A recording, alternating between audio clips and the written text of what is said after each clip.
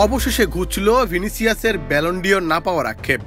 এবার পেলেন FIFA the বেস্টের খেতাব। প্রায় 17 বছর পর ব্রাজিলিয়ান কেউ এই লিস্টে নাম লেখালেন। এর আগে 2007 সালে ফিফা দ্য বেস্ট হয়েছিলেন ব্রাজিলিয়ান তারকা ফুটবলার কাকা।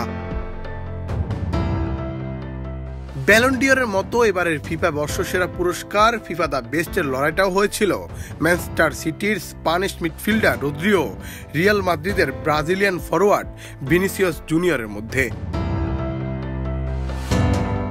কে জিতবেন এই ফিফা দ্য বেস্ট? এবারও কি ব্যালন ডিওর জয়ী রদ্রি নাকি ভিনি? এমন কথাই হচ্ছিল ফুটবল ভক্তদের মাঝে। ব্যালন ডিওরের আগে যেমন তথ্য ফাঁস হয়েছিল, এবারও ঠিক এমন তথ্য বের হয়ে আসে। সেবারের মতো এবারও ফাঁস হওয়া তথ্যে সেরার মুকুট পরিয়েছে ভিনিসিয়াসকে। বিভিন্ন গণমাধ্যমে ভেসে বেড়াচ্ছে সেগুলো। যদিও ব্যালন ডিওরের বেলায় তথ্য সঠিক না হলেও এবার মিলছে ভিনির ক্ষেত্রে। সেবার ব্যালন ডিওরের কাছ থেকে হেরে গেলেও এবার ভিনি জিতে নিলেন ফিফা দ্য বেস্ট অ্যাওয়ার্ড। গত মৌসুমে রিয়াল মাদ্রিদের হয়ে দুর্দান্ত খেলেছেন ভিনি।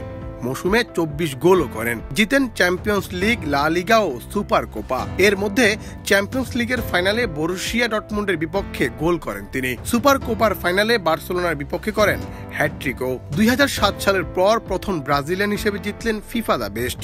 ফিফা দ্য বেস্টেও ভিনির মূল প্রতিদ্বন্দ্বী ছিলেন রদ্রি। তবে মনোনয়ন পাওয়া 10 জনের মধ্যে 48 পয়েন্ট নিয়ে সেরা হয়েছেন তিনি। রদ্রি 43 ও জুড বেলিংহাম 37 পয়েন্ট পেয়েছেন।